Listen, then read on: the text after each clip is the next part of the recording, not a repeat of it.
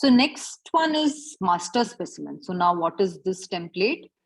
So if I go back here, so if I want to upload specimen data, and if it's a participant-centric study or protocol, I need to make sure that I upload participant, then the visits, then the specimens. Now, if I want to do all of them together, that is when I use this master specimen template. So now what is this template? I'll show you the file, how it will look like. I'm just going to close the other files. Yeah, so here if you see, this is the master specimen template. The reason it's called master is it's going to create participant, visit, and specimen, all three together. So if you see the initial fields, they're all participant level fields. Then comes the visit level fields, then the specimen level fields. So in the same file, I'm creating all three together.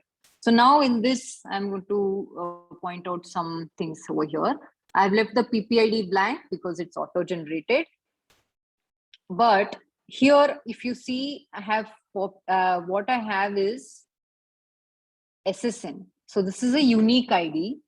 And since I have two specimens for the first and second patient, I have kept the SSN same. So now what this will do is, the system will identify this as a new patient. For the first record, it will create a new patient. For the second record, it will identify that it is already an existing patient. So it will not create a patient, but it will create this second specimen under it. So this is how you need to create your master specimen template. If there are multiple specimens of the same patient, then every specimen will be a separate row. And for the patient and visit level fields, you need not repeat the field values. You can leave it blank and keep it only for the first record. But you need to make sure that you maintain some unique ID. For example, in patient, if PPID is not auto-generated, you can use that. Or you can use SSN, EMPI, MRN plus site. In visit, you can either use the combination of event label or visit date or visit name. And of course, specimen, if you're doing both parent and child, then you need to keep specimen label and parent specimen label. But right now I'm just creating all parent specimens over here. And I have populated other fields like dates, quantity, anatomic site, and so on. So this is how I create my master specimen template. So now I go here. Before that, I'm going to show you, I'm just going to change the names so that it will get added with something else. Okay, so because I have till 1, 2, 3, 4, hopefully this will work. Okay, so now I'm going to use this file. I'm just going to make sure I save it. Go here, biospecimen data, choose the correct record type. This is going to be now master specimen. Choose the file with the data that I have saved. Date and time format, I have again used DDMMYYYY. If you have time field as well, for example, in collection date and time, if you have time, you can use this as well. And then now I'm going to do validate and import. Okay, it says in progress. You can refresh it to see, okay, all 5 got uploaded. So now we are going to search for my SSN over here.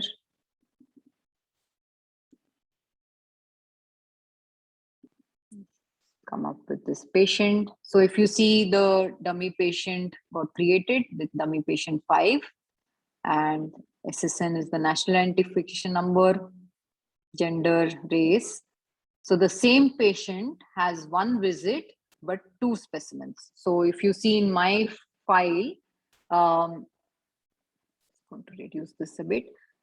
I had 2 rows for the same patient with the same visit. So it got created with 2 specimens, which is the fresh tissue, gallbladder, and appendix. I'm going to click on the surgery. If you see, it created the gallbladder specimens with all the details I had entered. And there is also this appendix specimen.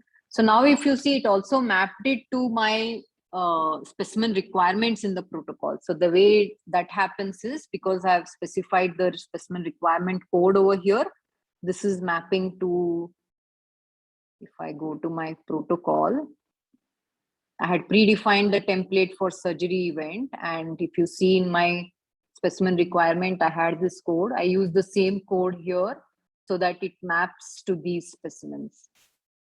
Of course, this is optional. If you don't want to map it to the requirements, you can leave this blank. It will create this as unplanned. That is, it will not map it to the requirements.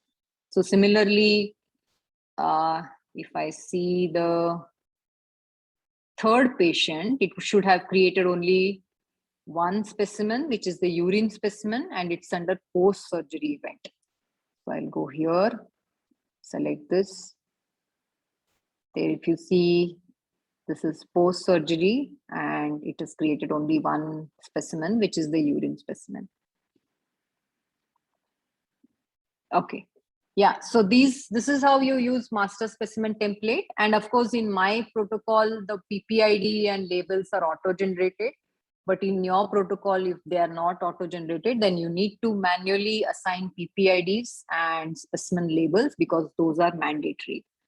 Yeah, so these two fields are mandatory. If it's not auto-generated, you need to specify it. So that's about the master specimen. It allows you to create participant, visit, and specimen together.